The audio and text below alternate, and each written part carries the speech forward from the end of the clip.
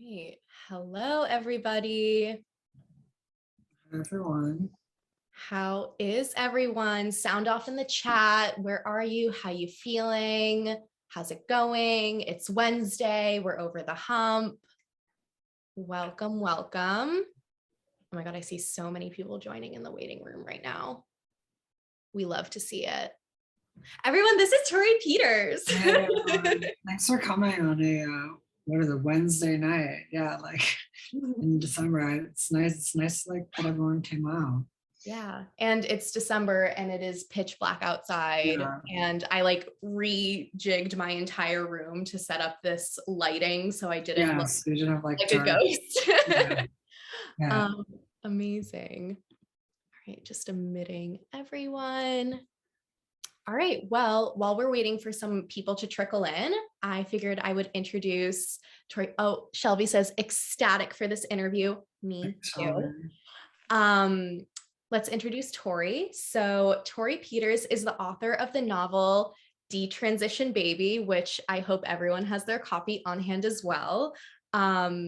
This was published through Random House and longlisted for the Women's Prize for Fiction. It is a, quote, whip-smart debut about three women, transgender and cisgender, whose lives collide after an unexpected pregnancy forces them to confront their deepest desires around gender, motherhood, and sex. She is also the authors of the novellas Infect Your Friends and Loved Ones, and Infect Your Friends and Loved Ones, and The Masker, which are, correct me if I'm wrong, set to be revised and published under Random House. Yeah, they're probably 2023 with a couple other novellas. It's gonna be like a novella quartet. Oh, I'm very excited for that. So for the past few years, Torrey has been a part of a trans literary movement based on trans people sharing their work among each other without barriers. She has an MFA from the University of Iowa and a master's in comparative literature from Dartmouth. She rides a pink motorcycle and splits her time between Brooklyn and an off-grid cabin in Vermont. So everyone sound off in the chat. Thank you so much, Torrey Peters, for coming. I am so happy you're here. DETRANSITION Baby, I have talked about in my TikToks constantly. I think I've read over 100 books this year, and this is definitely in the top 5, if not the top 3, top 2. I pressure you and just push it out to the top 1. Oh yeah, top 1. Absolutely, definitely for fiction, absolutely, because we love nonfiction in this house too. I'm just teasing. We read one fiction book and one nonfiction book every single month here at Sapph-Lit. So this November was DETRANSITION Baby and The Argonauts by Maggie Nelson. Right. So that's actually interesting because that's one of the books that I wrote this in reaction to, I would say. Oh, can you say more about that? I mean, you want to just jump into it? Let's just jump into it. All right. Okay. So basically, to make this make sense, I have to like do a little backstory, but there was this Joanna Russ, this like woman's, she did science fiction, but she was like a feminist theorist, and from the 70s, she had this idea about women's literature and also like marginalized literature that basically it goes through 3 stages. That first, there's like the first stage where the marginalized group speaking to the dominant culture is like, oh, we're just like you. And then the second stage is where they're kind of like, actually, we're not like you, like we reject you, we're our own thing.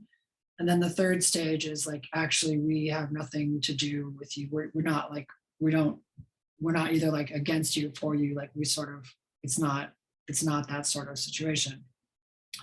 And then I personally believe that there's a 4th stage, which is basically when the dominant culture picks up the ideas from a marginalized culture and then begins to see themselves through that marginalized lens.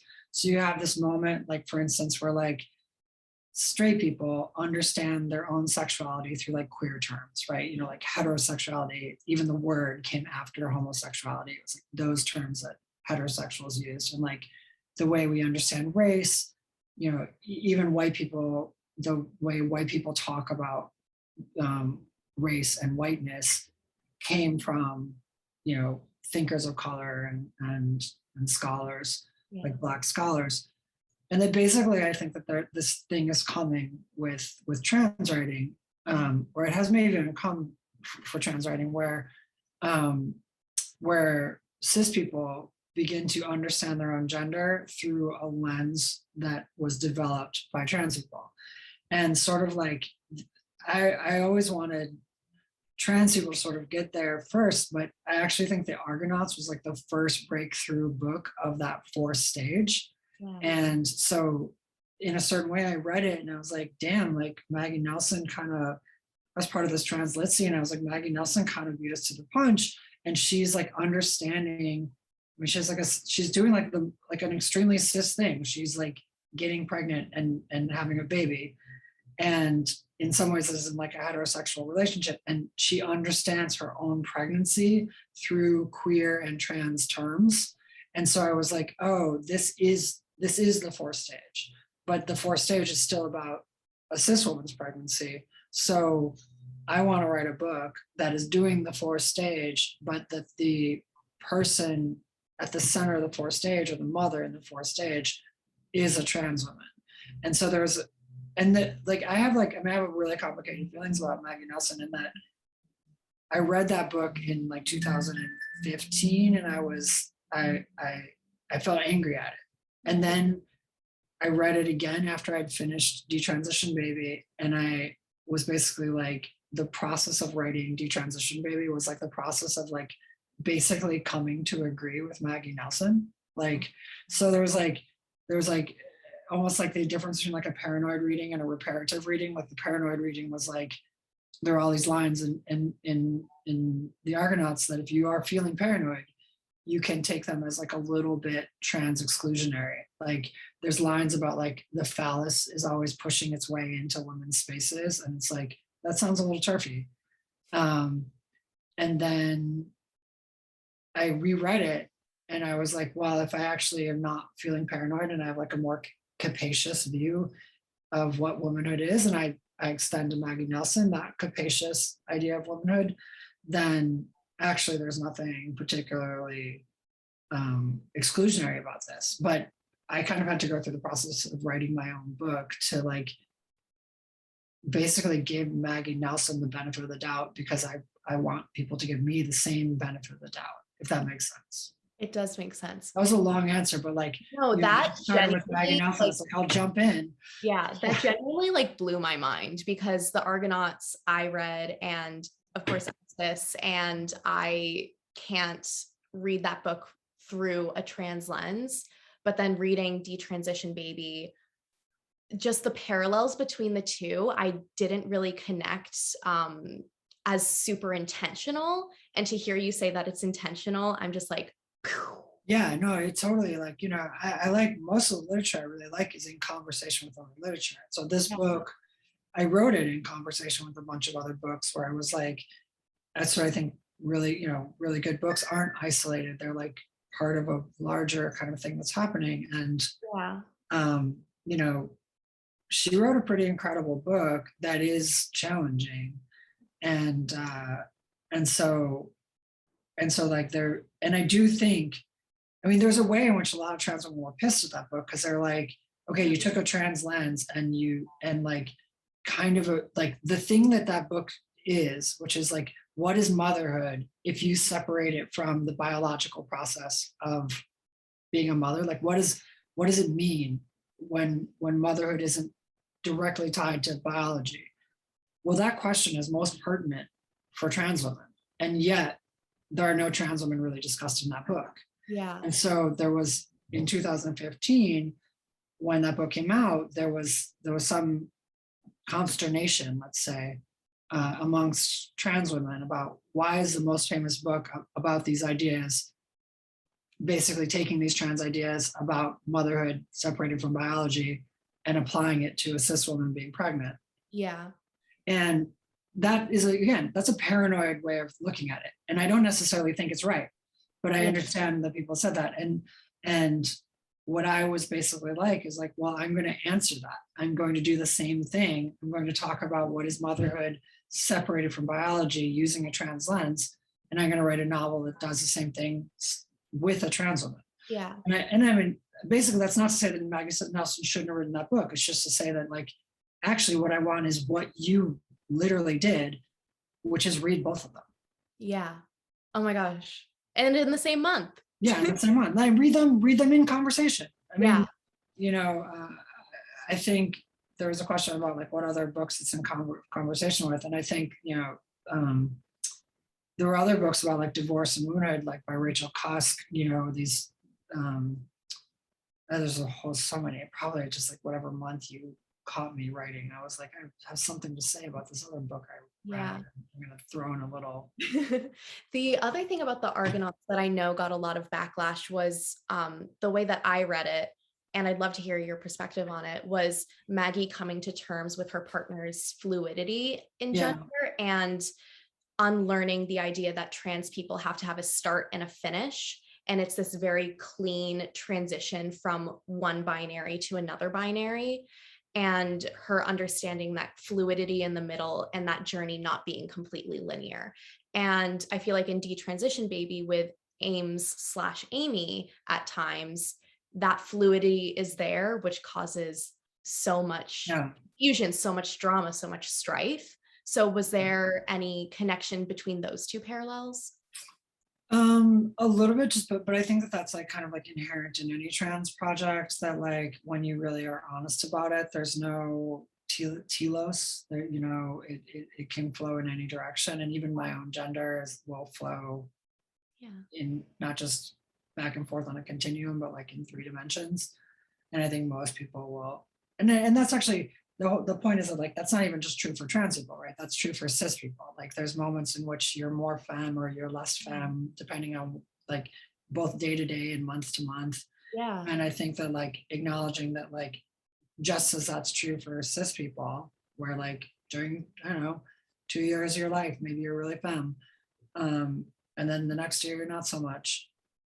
That just as that's possible for cis people, and it's like how people are, that's also true for trans people. And so I think that was less something I was reacting to, because it just is so, to me, integral to the process of being trans or just being human. But I do think that it was interesting. I mean, I love that we get to talk about Maggie Nelson's book instead of my book. So we'll get there. Yeah, no, I mean, that's not facetious. I'm happy to discuss Maggie Nelson. I talked a lot about my book this year. I've talked very little about Maggie Nelson's book. But the, you know, also that the idea that I think this is really interesting for queerness, and Maggie Nelson being, this is similar for Katrina, is that Maggie Nelson being so queer identified suddenly found herself in a kind of heterosexual relationship. And it's a queer heterosexuality, but it's still heterosexuality. And, you know, there's a kind of inverse of that happening with Katrina and Ames, where that's also a heterosexual relationship, but there's a queerness to that relationship that Katrina's trying to wrestle with. That she's, you know, Maggie Nelson was a queer woman who found herself straight and in a heterosexual relationship, and Katrina's a straight woman who found herself queer in an ostensibly heterosexual relationship. And so that was definitely something that, I mean, that was something I was playing with, not just because of the Argonauts, but because I think it was just so something that I think people were dealing with, especially when I began the novel. Like I feel like that was like in the zeitgeist in like 2015 or something. Yeah.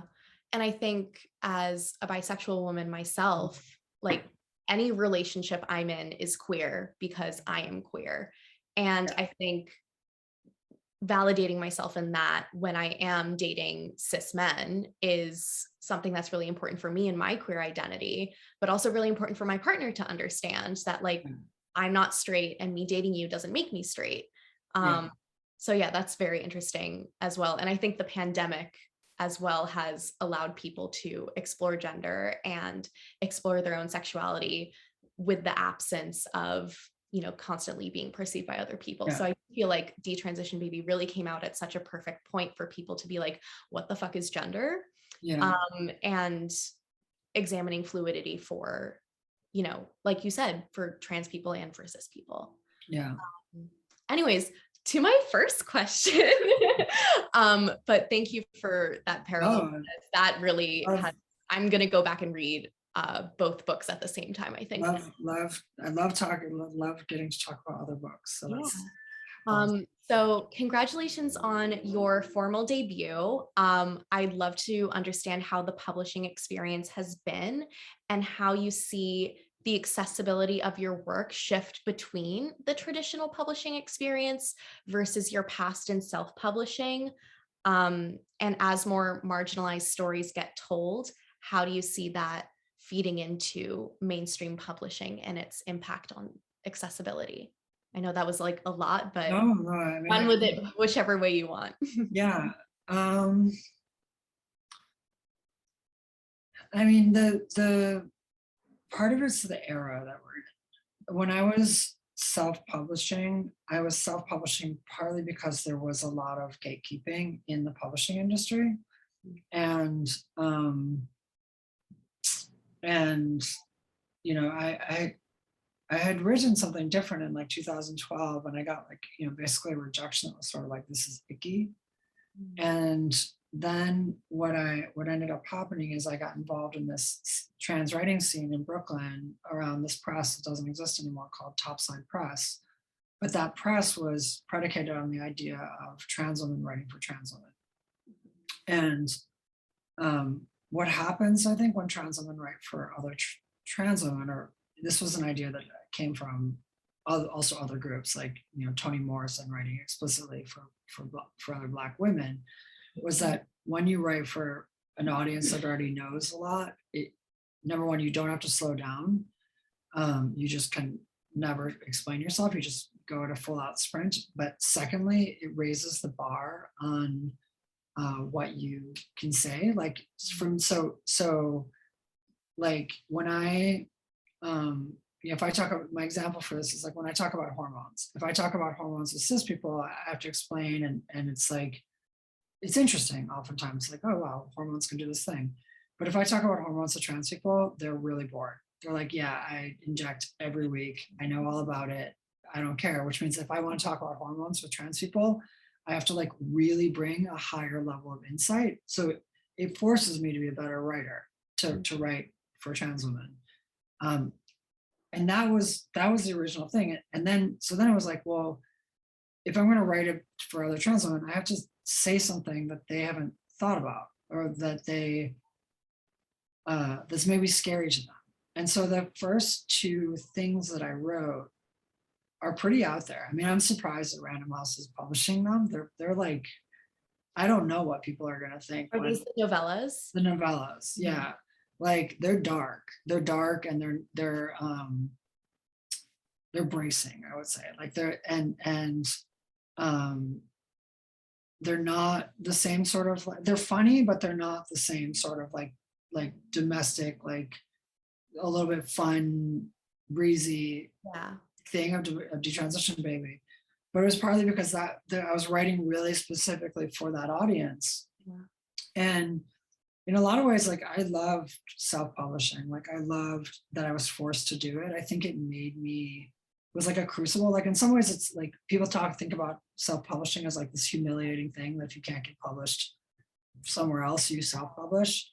But for me, it meant that I was really talking directly to my readers. And I was like, I knew where they lived. I mean, not literally, but I knew where on the internet I could find them at least. And I had this whole conversation with this readership where I ended up like honing what I do, how I say it, where to push. And I think that like I'm actually like a really huge fan of self-publishing. I think that even last year, right before the book came out, I self-published this little novella that I put online for a while and then I took down. And that process, I actually liked it much more than I had a good publishing process with the big thing, but I love just being able to write something and then 2 days later put it on the internet, have as many people who want to read it, and then when I'm tired of talking about it, I disappear it. And that's like you don't make money doing it, but it's like a joy. Yeah. And like a real like artistic joy to talk to readers that way that you don't get through a official publishing process. Of course, with an official publishing process, you get money and exposure and all Marketing that and stuff. Yeah. yeah, support. But so I think that like my attitude towards what am I doing when I'm self-publishing versus what am I doing when I with a big thing are totally different. With self-publishing, I'm messing around. And sometimes people want that later on, but I'm seeing what I can do. With the bigger press, I thought I had a very different project in mind. I moved away from sort of the identity-based kind of thing around trans women. Mm. And instead of writing for identity, I began to write for affinity. Like I think that there's people who like a lot of trans women don't like my writing, you know, and that's fine. They don't have to like my writing. Not all trans women are the same. But I began to think like, who do I have affinity with? And you know, that's where the dedication to divorced cis women came from. Is that like I was in a place, and the question of what other books is this in combo with? Like there were a bunch of books by divorced cis women that I read, including like the Neapolitan Quartet, Rachel Kosk, in some ways even like Otessa Moshfegh, which is not a divorce book, but it's like, does it suck to be does it suck to like have a breakup and be like alienated, and like how do you move forward in life? And this idea that like I was in a place where I was like, how do I move forward? And you know, I've said this before, but the trajectory of a trans life, or a trans, at least mine, looks a lot like the trajectory of a divorced woman, in that like you live your life with certain expectations, and then there's a break or a failure, and you have to start over without either getting bitter or reinvesting in the illusions that brought you to that failure. And that's exactly what a divorce, you know, that's what a divorced woman has to do. Otherwise, if she like is like, I'm going to marry Prince Charming again, she's going to end up in a bad relationship, getting divorced all over again. And if she's like, love is stupid and a lie, she's going to get bitter. So there's that like balance of that's the same. Right? And so I was reading these books by divorced women to sort of like basically to learn how to live. And as I was reading them, I was like, I think I have something to say back about gender to, I mean, to Elena Ferrante. The same way I had something to say back to Maggie Nelson. Yeah. I had something to say back to Elena Ferrante. I had something to say back to Rachel Kosk. And so I wanted to like write this book as a part of a conversation. And what this brings me to is that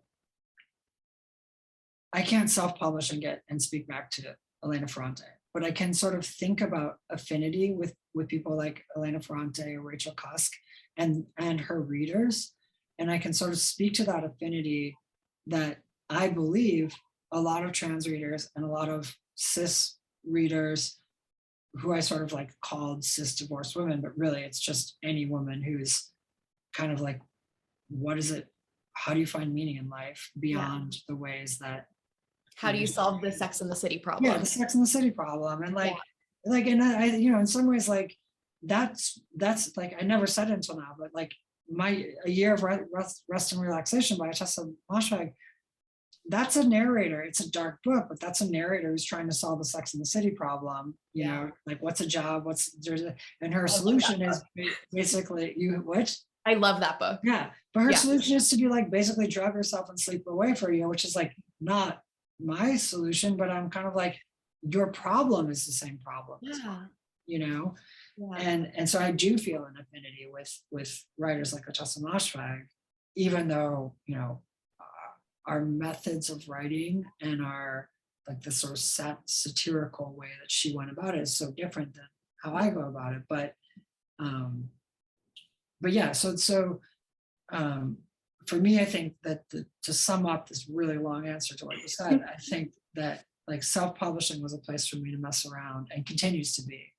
And publishing is a place to sort of find affinity, surprising affinities between people.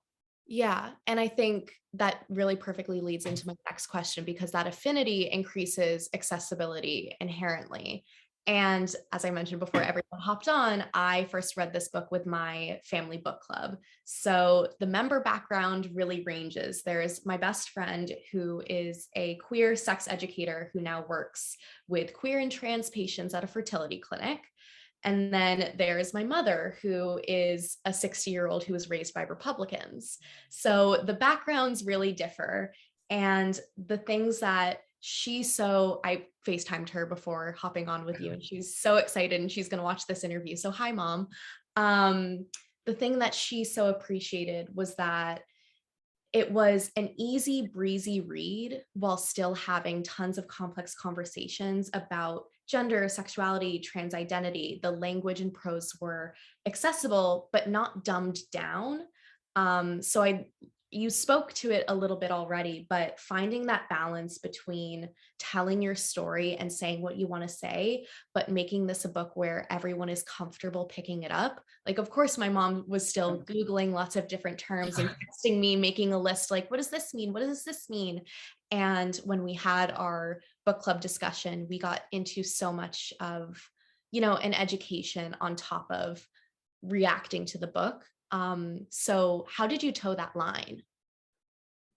Well, I think that I use pretty conventional ways of doing it. Like the ideas are not conventional, but like especially humor. Like I feel like if you give people a joke, they will stick around, Yeah. for another joke. And and even if it's like, and I think even in terms of language, like you can have much more complex and difficult language if you're delivering like a couple of jokes a page. It's like people will, so that there's a way in which like I'm like, okay, I'm gonna do something a little weird here, but there's gonna be a payoff both emotionally and usually with a joke. So there's a kind of like yeah, I'm just trying to give people the traditional pleasures of like I'm not snooty about what a novel, like I think suspense is fun, I think dishiness is fun, I think jokes are fun, I think that that I read books oftentimes for the pleasure of it, and if I happen to get some good ideas along the way, that's great. And and the pleasures are also oftentimes the like just like the emotional, like when I'll read something I'm just like, oh, like I'm just so in it, I feel that so hard. um so I think that like if you give people that, they'll follow you to some like, I mean, so there's bug chasing on page 7 of this book, and it's followed with a Sex and the City reference. And I think that people right from the start, they're like, all right, this is what this book is going to do, and if I'm willing to sort of like go to bug chasing to get a joke and like maybe a dishy reference and some other things, like people were really willing. Like I didn't know if anybody, when this book was published, I was like, I don't know if anybody's going to make it past page 7. Like Oh my God. when there's the HIV pregnancy, it was like, who do I lose? How much of my servers on page 7? And then if you get past page 7, it's like, well, you know what you're going to get. It's not going to stop doing this. So, and that to me was like a comfort, to be like, I already put out there what this book is, and you can either come along or not. And I think that your books so perfectly balance like that humor on top of these really profound, like you said, emotional releases. And the one for me that really, really stuck out was a conversation between Ames and Reese, where Reese said, if we weren't meant to be lovers, it doesn't mean we weren't meant to be family. Or maybe Ames says that to Reese, it was Ames to Reese, convincing Reese to kind of join this non-traditional family dynamic. And that struck with me because, as queer people, we get to choose our family and therefore reimagine what family can look like. It's not 2.5 kids, white picket fence, golden retriever with an American flag bandana. I'd love to hear how the idea of chosen family shows up in the novel for you. And I think just because the book so much is figuring out if this is a family that they want to choose, when traditionally family isn't something that you choose. Yeah, it's funny you picked out that line because that line meant something really different to me at different stages in the writing. Like, I had a breakup with somebody, and I think that that line at times I said it as a kind of bargaining. Like, I was really sad that I had this breakup, and I was like, well, you know, we can't be lovers, but I don't want to just like friends feels like this like terrible downgrade Yeah. from our intimacy. And so can we be family some way? And then I think, a year later, I was like, that's pathetic. Like, that I'm going to hang around and like live in the basement of like my ex and whoever, whatever new lover, like, and that sort of movement between I want this family and realizing that like, really vocalizing what is the ugly feelings I had about it. Like there was a time where I would like my ex had been like, yeah, we'll get a basement apartment. You can just live in the basement apartment forever. And I would have been like, I'm in love with you and I'll take that, And then like a year or two later, I would be like, how was I ever so pathetic that I considered that? And, I think when we think about chosen family and think about getting rid of the sort of heteronormative structures about that it's not just a question of like, oh, what's the right thing, but like it's also a question of like, why are we doing it? Are we lying to ourselves? Like, are we lying about what we wanted? And so if I had lived in the basement apartment or whatever, it could look like, oh, we're reinventing the nuclear family, but it also might be like Torrey has no self-esteem, and what I think the process of this book is a stripping away of the lies that these characters tell themselves, so that by the end, the question at the end is the same as the question at the beginning, which is how do you make a new family? How do you go outside of it? The difference is that by the end, those characters can't lie to themselves anymore. And so it's like the difference between me being like, do I want to live in the basement of my ex's house? One is a lie where it's like, I just want to be near this person, so this is great, and I'm reinventing queerness or what, doing a queer thing. That's a lie. The lie is that like, I'm desperately in love with you and I don't know how to let go and I need to let go. And so then if I stop lying and I look at it again without the lie, it doesn't mean that there's not something there, something kind of beautiful possible, but doing something new and retaining the beauty or leaning into what's beautiful and possible means not lying to yourself. And for me, the end of the book is, Reese can no longer lie to herself about the way that she seeks validation from men. Yeah. Katrina can no longer lie to herself that, queerness is an easy escape from heterosexuality. Yeah. Ames can no longer lie to himself that his gender is, not a thing. And then without those lies, and then what does it mean to to reinvent family? And what does chosen family mean? Because I think that it's just as easy to recapitulate, like the problems of nuclear families in like a heteronormative way is that like you enter into this stuff without ever considering what really matters, because you were like fed a bunch of lies and you never evaluated yourself. And then you get into problems. But the thing is, it's just as easy to do that as a queer and in queer families. And in some ways, there's not even a roadmap for it. So that for me is really what chosen family is choosing what's right for you without the self-deception and without the like received wisdom that will take you to a dark place. And that means for some people, a heteronormative nuclear family may in fact work. And for some people, it may mean that you live in like a giant polycule, but like, don't lie to yourself about it. Yeah, I think I mean, seeing that transition from you're lying to yourself, you have this fantasy in your head, and then being confronted with reality through all of these flashbacks and then present moments and seeing it develop.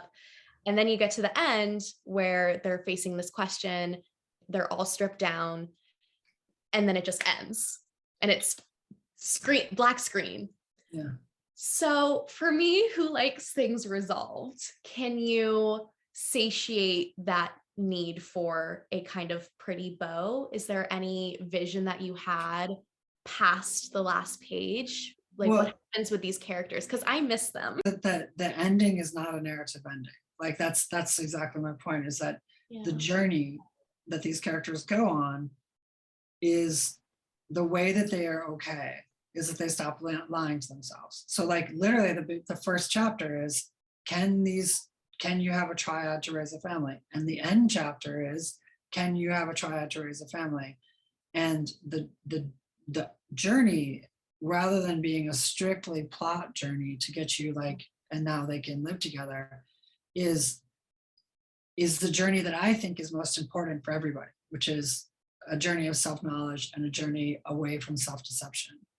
And if you think about, if you reframe what the journey is, I think actually it's I would argue it's a very satisfying ending, in that what plagued these people was self-deception. And at the end, they are no longer plagued by self-deception, and they can make an honest choice together.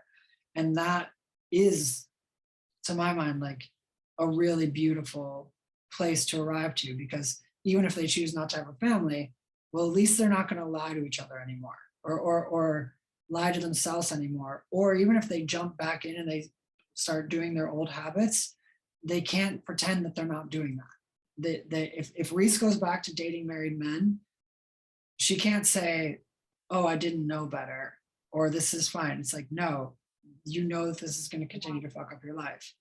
And that self-knowledge for me is like, that's what I want any character to always have. Like, you know, when I read any, you know, even a superhero book, right? Like a superhero gets, I don't know, Spider-Man gets bitten by a spider, and by the end of it, Spider-Man, and I don't really care if he defeats the villain. I care that Spider-Man like understands his own power and his own responsibility, or whatever cheesy shit is in the Spider-Man movie. But that's the real satisfaction. Like, I don't think whether or not a Spider-Man villain gets dead matters. I think the Spider-Man matter. And this is a really weird metaphor for the. Oh, I love it. but that is the end. So I would sort of push back on the thing and say that, like, I think I did what you asked for. You just have to look at it in a different way. Wow, I love that answer. Thank you. I definitely need to, like I said earlier, reread this after speaking to you, because there's just so much that I want to reabsorb. And going into my next question, and which will be the last question of this portion of our chat. So one of the ways that you chose to use a metaphor for the trans female experience, or trans experience in general, is that of juvenile elephants. And this was by far one of my most favorite, like, descriptions and illustrations for the book as a cis reader to empathize in a way. And you say, where is it? This was like the profound aha moment for me, describing intergenerational trauma and the erasure of your trans elders. The quote was, "Trans women have no stable groups and no one to teach us to countenance pain. And so we become what we have seen." Where did you get this metaphor? Where did you hear about this, come up with this in your head? What made you decide to write the book? I just love to hear more about it. I lived in Uganda for a while, and I lived in Cameroon for a while. So I'd been actually to some of those game reserves. But I also think it's a little bit of like a trick, that metaphor, in that if you think about what it's doing, is it's anthropomorphizing elephants in order to like then extend the metaphor back to humans. And I think that what happened is like that same metaphor, I learned it originally, it was literally an article in Nature, and they were talking about it, that metaphor in terms of child soldiers, where it was like, oh, these child soldiers are traumatized in the same way, like elephants are behaving like child soldiers. And then I was like, oh, that's really sad for those elephants. And in some ways, I'm like, why, in order to understand the trauma of child soldiers, do you have to like make a figurative leap to an elephant, which people are like, oh, wow, you really care about elephants, Yeah. in order to then like go back and find the care that you might have for child soldiers. Like it's like you have to sort of go through this wormhole of figurative language in order to find the care that you maybe might have had even originally or and I'm not, that's not an accusation, like it worked for me, like I was like child soldiers, that's sad. And then suddenly I saw the metaphor, I went through the wormhole and I was like, oh wow, child soldiers, that's really sad, just like the elephants. And it's like, why didn't I care about child soldiers in the first place? That's fucked up, Tori, you know, like that was like what I told myself. And so um this metaphor of the elephants, I thought about in terms of, you know, I mean it in various levels. I mean it all at once, but in some ways, like, in some ways it's a criticism of the very metaphor itself. In some ways I really mean it, in that like I was watching the way the trans women behave with each other, and they can be really horrible. We can be really horrible to each other. We can be really, and that's true. And I really mean it. There's no irony there. And then also, what a dehumanizing metaphor, right? At the Yeah. same time. And what a problematic metaphor. So, you know, it's not a perfect metaphor. It's not a super pretty metaphor. It's, you know, there's all sorts of weird valences to that metaphor in terms of like, it's in Africa. It's like what's going on with this metaphor?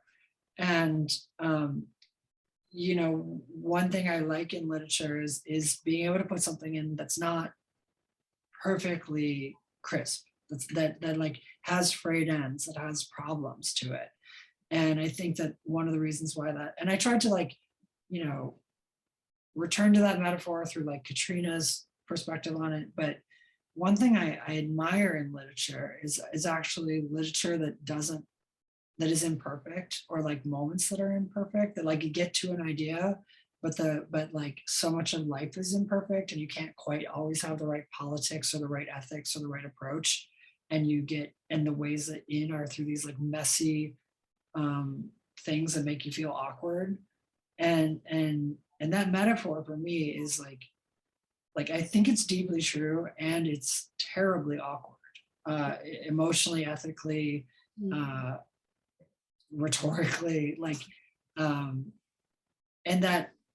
that's in some ways why it works, because the messiness of the metaphor mirrors the messiness of what's going on here. Yeah. Wow. Again, need to go back and reread with this newfound perspective.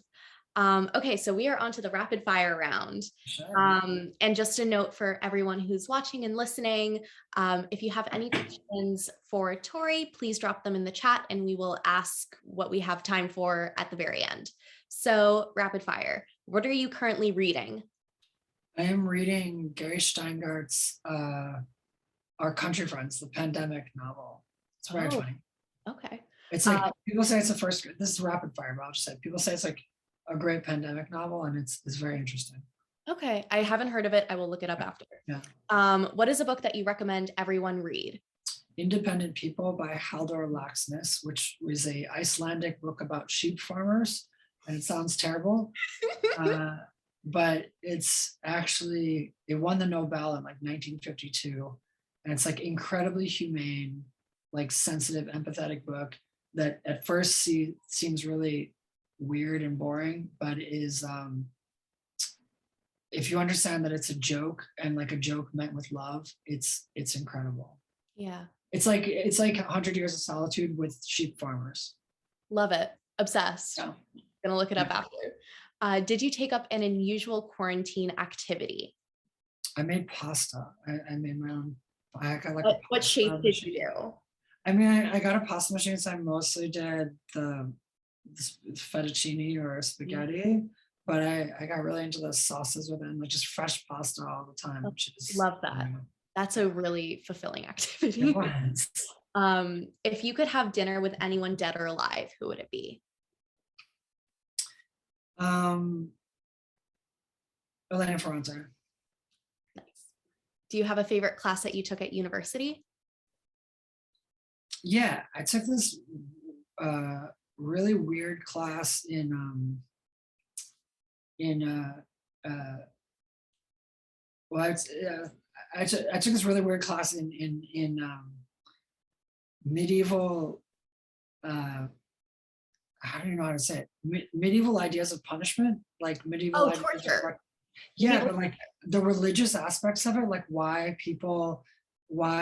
it was like a sort of philosophy that like you punish sinners in life so to like spare them in death. And somehow it was like I just think about it all the time, even though I'm not religious in any way. And I, obviously I'm not a big fan of torture, but I'm just like I, I'm like humans do weird stuff and they like Yeah. justify things in weird ways. And like the intricacies of this class to explain it, I think about a lot. Yeah. I grew up religious. I went to church Okay. every single week and I watched, this is unrelated tangent. I watched this show called Midnight Mass on Netflix. Highly recommend watching it because there's this whole like justification of religion through punishment in life. Yeah.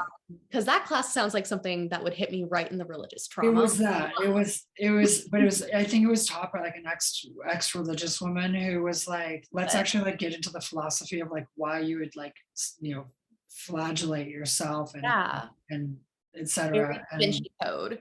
Yeah, it's totally very, very Baroque, strange Yes. types of pain. So that was a good class. Love it. So do you have a favorite movie with trans characters? I like Tangerine. Love Tangerine. Which I think is actually a chase movie. I think it's like it's secretly a chase movie with trans sex workers. Like basically what it is it's like we got to get that guy, and then they go chase through Los Angeles to find that guy, which is like the same as like Get Shorty, or like it's actually a very classic like action plot. Yeah, it's just like, and I really love the way that book, and the same way that like Detransition maybe is trans content in a domestic novel. I think that Tangerine is trans content in essentially a chase movie. I love that. Yeah, and it was all shot on an iPhone. I mean, it's beautiful. It's really beautiful movie. Do you have a favorite TV show with trans characters? Veneno on HBO Max. It's a Spanish show. It's very excellent show. I haven't watched it, but I have heard of it. Favorite trans celebrity? Who do I like these days? I'm gonna say Lily Wachowski. Yeah, I think that she's got a lot of integrity. Yeah. And then if you could recommend this group follow anyone on social media besides yourself, who would it be?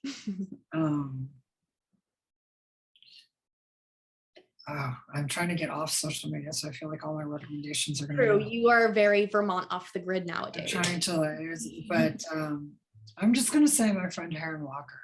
She's really good. Heron Walker? Heron Walker. Okay. She's you can just she's got like 50,000 followers, so like her name comes up, but she's I like her a lot. She's great. Amazing. All right, so we are moving into the community questions. So these were collected before this interview started, and we will collect questions in the chat as well for the end. So Lupe asks, what made you decide to write a main character who detransitioned? Well, partly I wanted to reclaim detransition, and I wanted to talk about detransition the way that trans people talk about detransition. Like, I think the concept of detransition has been weaponized, and that really weaponized against trans people, like the idea that like detransition happens because people have regret. Yeah. And on one hand, it's like people detransition actually because it's hard to be trans, and you shouldn't weaponize that. But secondly, also, I think that people should be allowed to have regret. Like, and you know, I say sometimes, like, sometimes you move across the country for a job and it doesn't work out, and that doesn't mean that like nobody should ever move across the country for a job. It just means, hey, it didn't work out. And and it's okay to have regrets. Like, it's okay to talk about regrets. And I think what's happened when people weaponize detransition is sometimes people make a choice to transition. It's hard. They detransition. And then because it's been weaponized, they have a lot of shame and they can't talk about it, and they feel ostracized from other trans people, and that they failed somehow. And so I just basically wanted to like destigmatize it and be like, sometimes you try something, it doesn't work out. It doesn't mean that you were wrong. And it's also totally, you're not going to fuck up your life. Like, I know so many trans people who I don't even know what their genders are, but like, they went this direction and they're like, that's too far. And then they came back a little and yeah, they had surgeries and they had this or that. And people were like, oh, that's irrevocable. But they're not like living in despair because they had a surgery. They're like, this is my body now. In the same way that like you get a tattoo and you're like, that's on my body now. You're not like, yeah, you're not like, you just forget that's like your body. Like, you're not like thinking every time you look at your arm, like, oh, it's also their body. Why do you have fucking cares? So, I just was like, I'm going to talk about it the way I talk about it with my friends, which is like a real thing. Yeah. And also that like, it's okay to consider, like, I've had periods in my time in my life where like I considered it, and in the end it wasn't right for me to detransition, but like I just want to, I actually don't think it's a big deal. And that's why I put it in the title, is like, it's such not a big deal. And I mean, on one hand, it's super provocative that I put it in the title, but on the other hand, it's okay. It's fine. Talk about it. Love it. Yeah. Whenever I would type it, it would come up as not a word in Google. Yeah. And it's like, make it a word, please. Yeah. I mean, and also like now I love it because it was weaponized so much. And now when you Google detransition, my book comes up instead of like all these like hate screeds. I love that. So I'm like, yeah. You corrupted SEO. You're marketing. You're doing marketing. Too bad, weird detransition fearmongers. So next question, Jacinda asks, the character Ames/Amy uses she, her pronouns both pre-transitioning and during transition. And then in the present, we see Ames using he, him pronouns after detransition, but we still see Reese calling him Amy and occasionally referring to him with she, her pronouns. What was the thought process behind showing this complicated relationship with pronouns for that character? Well, there's a couple of different things about why I chose to do the pronouns the way I did. For me, a lot of there's so much sort of like pressure around pronouns and getting pronouns right. Mm-hmm. And I think that actually, like, for me, I don't care that much. Like, I think that, on one hand, I want to be gendered correctly when people approach me. But on the other hand, nothing is quite perfect. Like, there's like and that's for everybody. Like, there's a lot of pronouns that the pronouns are imperfect for everybody in most things. And I think about this in a lot of different languages. Like, people ask me when they translate the book, like, how do we translate this into Spanish where there's gendered endings? And, should we, like, how do we create a they pronoun in Spanish? And my answer isn't necessary to like import in a like hegemonic American way a they pronoun. My answer is that actually there's space for all sorts of genders, even in the language that you have. So like Ames uses he, she pronouns, not they. But at the same time, would you say that Ames is a man, or would you say that Ames is a woman? No, it's very fuzzy what Ames is at any point. And I think that like I was trying to show how that pronouns, no matter what the pronoun is, whether it's they, whether it's she, whether it's he, whether it's zir or here, or neopronouns or it or whatever people choose, there's the language and the self are never going to align perfectly. And so I wanted to show that using even the most basic of pronouns. And I wanted to kind of basically be like, this is a question of selfhood as much as it is a question of etiquette.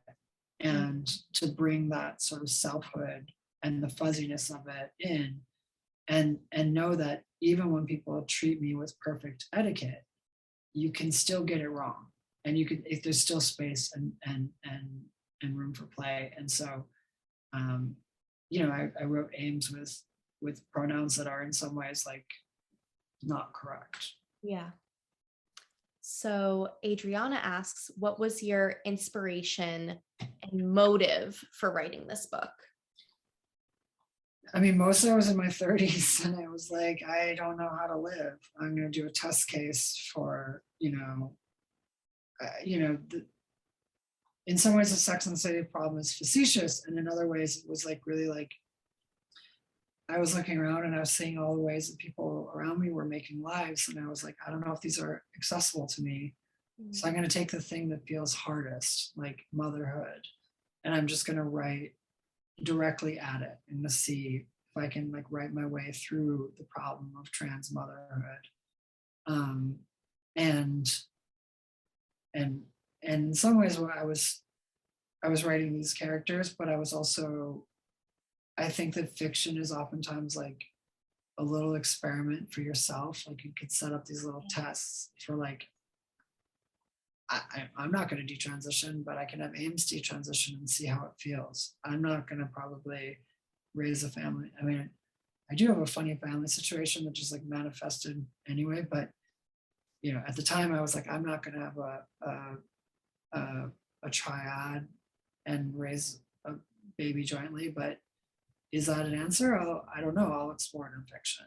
And these were questions that were not just like academic for me. They were urgent in where I was in my life. Yeah. Kind of in the same vein, Jesse asks, because the book touches on such difficult, hard topics, was it difficult to get into a headspace to write this book for you? I think that I wrote, there was like two distinct periods of this writing. The first was like the first half through the Glamour Boutique chapter where it was pretty heavy. Like in writing, it was pretty heavy. Mm-hmm. And a couple things happened, like right after Glamour Boutique, I got like really depressed. And I also then like started going to therapy. And after therapy, I stopped taking Adderall when I wrote.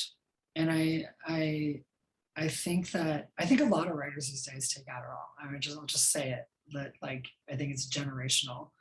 And what happened when I stopped taking Adderall is like Adderall was sort of like allowed me to like burrow into these like just like dark places. And when I stopped taking Adderall, I found that my sentence structures changed. They got a little lighter. Like there's like I don't want to say that there's exactly like an Adderall sentence, but I do believe that like I can read books and I'm like, oh, the writer wrote this on Adderall. And that's not to shame Adderall. Adderall is great for different people. But for me, I think that this thing happened where I got into therapy, my life kind of changed. I stopped taking Adderall and my sentences got lighter and a little bit funnier.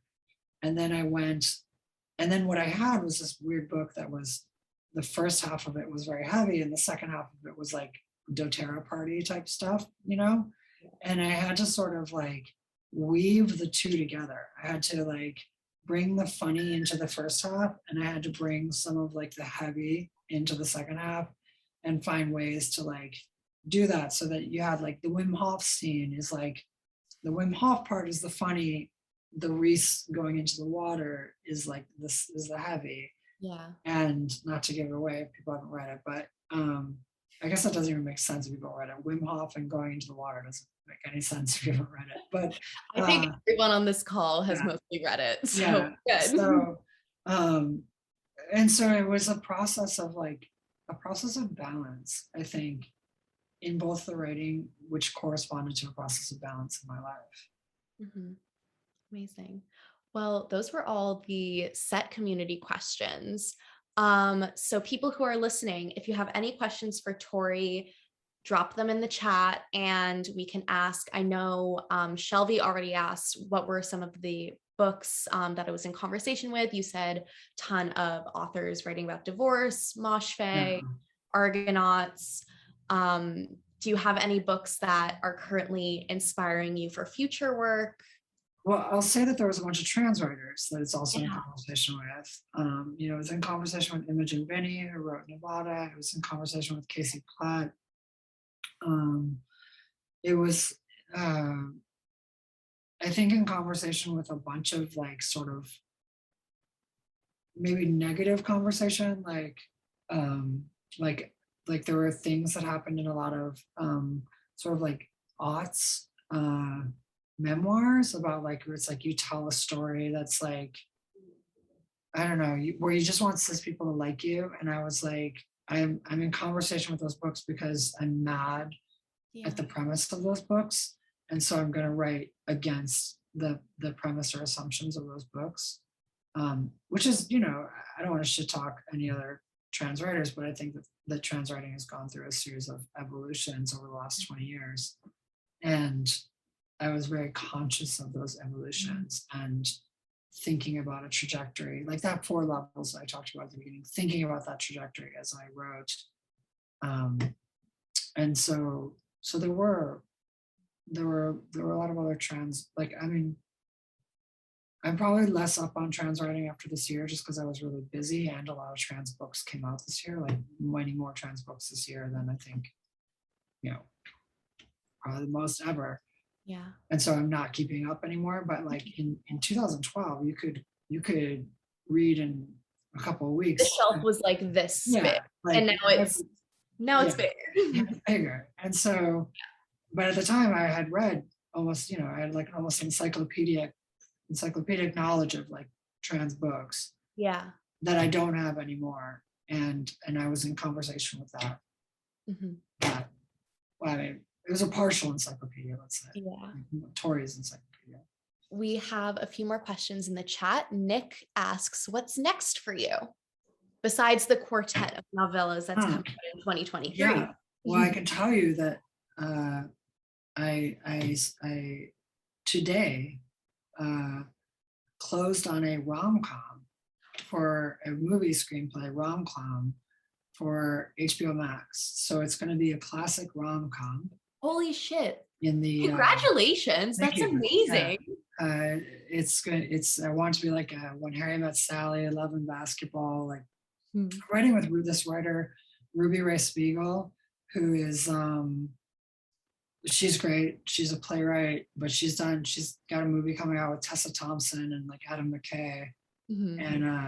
And we just really respected each other's work, and we were like, let's pitch a screenplay. Yeah. We really didn't know what was going to happen with it, but we did it, and there ended up being like studios were into it. Oh my god! So I love this exclusive news for us. Yeah. Like literally the text note messages that were playing as you heard. Yeah. That was my representatives. That's amazing. Closed it. I am so excited. I love a rom-com. I do too. I love When Harry Met Sally is everything. There hasn't been like the classic 90s, like Notting Hill, like Hugh Grant, Nora Ephron. We love Nora in this house. I want a classic rom-com. And so we pitched one, and so that's happening. And then I've been doing a lot of screenwriting other than the novellas, because the Detransition Baby got picked up for a TV show for Amazon, and it's with the producers from Grey's Anatomy. Okay. But it's going to be funnier. It's like it's like I want the Grey's Anatomy sort of melodrama and like wickiness, but it's half hour, and I want to be. I'm discovering, like, as a screenplay, what is a screenwriter? A screenplay writer. A screenwriter. That I like jokes. I like comedy. I'm more a comedy writer than I would have never guessed, but I'm more of a comic Yeah. writer than So is this Shondaland? it's not Shondaland. It's so Shonda did Grey's Anatomy for the first 3 seasons, and then because Grey's Anatomy got huge, and they were like, "Hey, would you like an empire?" She handed it over to Joan Ratter and Tony Phelan, who Got did it. Okay. a bunch of other shows, and it's Joan and Tony who are really cool. Like before the book even came out, I wanted to work with them because I knew they have a trans son, and they were like known as just this like cool couple who, when like trans people would come to, you know, basically Hollywood or come to the industry, they'd be like, yeah, you know, if you're just like a struggling actress and you need a couch to crash on, or you want this, like they were just like offering trans people like a place to crash, advice, career stuff. And so I had known of them for a long time as just this like really just solid people. And so then when it was like, oh, we could get this turned into a TV show, I was like, I don't know anything about this industry, but I do know that Joan and Tony are like, they're just good people. Yeah. And that's who I want to be. And that's going to make the process of making it like so much more fun. And it has been. Like, I love talking to them. They're like, they're just wise and funny and great. And it's like I've been writing, so I wrote the pilot and I'm writing the second episode, and it is just such a pleasure to like get on the phone with them and like be like, here's this scene, and I'm really lucky. I'm lucky to work with them. That's great. Rebecca says, not really a question, but I'm so happy that Detransition Baby was published here in Brazil. Can't wait to reread it in Portuguese so I can see how it was translated and also spread the word to my family and friends. I am so happy to hear that, because that's the first, Brazil is the first place it was translated. And this is it was, you know, it came out only in November, and it was, you know, the question actually about how do you translate the pronouns and stuff, I said Spanish as an example, but actually it was the Brazilian Portuguese translator who I had conversations with about like, how are you going to do this? Like, how is it going to be translated? And I don't speak Portuguese, so I don't know exactly how the solutions were, but that was a translator. Some translators, you know, I don't own the rights to it for translation, like Random House does. So sometimes they just go and do it themselves. But some of the translators do get in touch and want to talk, and that was the Portuguese translator was one of them. And also, I don't know, like Brazil, just I feel like Brazil has its own, like, you know, this book is about a highly distinctive trans culture in Brooklyn, and Brazil just has its own just like so distinctive trans culture that's so different. And I'm hoping to eventually hear about how like Brazilian transness, Brazilian queerness, like what do they make of this, like, and how does that conversation come back to me, and how does it resonate, and like what books are going to come into my sphere because of it. So that you're on this call is emotionally meaningful to me. Thank you for the question. Rebecca, please keep us updated on how you like the Portuguese translation. Yeah, let me any murmurings, Torrey, I will pass on to you, definitely. Yeah, I would love to hear that. Yeah. And we have one last question. So this is from Rachel. Did the idea of meshing the first and second halves of the book, I think Rachel's talking about how you have the dark and then the funny, did this contribute to the non-chronological structure, or was that structure something you planned on already? I had started with the non-chronological, like actually my novella, Infect Your Friends and Loved Ones, is where I sort of began playing with the dual timeline thing. And I can actually draw a picture of like how it works, where there's two typical plot arcs that are then like cut into slices and alternated. Like a bell curve. Yeah, like, they're like two, right? Like together. like one like this. Yeah. In each timeline, and then the earlier one loops back around. So the end of Yeah, the early timeline is the beginning of the I second see it. timeline. And then the way you do it is you cut it into slices. Yeah. That was something that I had done on a smaller scale in a novella. And I really liked that style. I liked that plot arc. Like it looks messy when you're experiencing it, but there feels like there's a logic to it. And that is actually because it's a pretty structured way of laying out a plot that appears less structured than it is. Great. Well, that was all we had for you. Thank you so, so much for taking the time out of your day to chat with me, to chat with our community. This is like so surreal for me to speak with you. So I'm really just so thrilled, and I loved our conversation. So thank you, thank you. And everyone sound off in the chat, thank you, because it's surreal for me to have this community and be able to have conversations like this. So I'm indebted.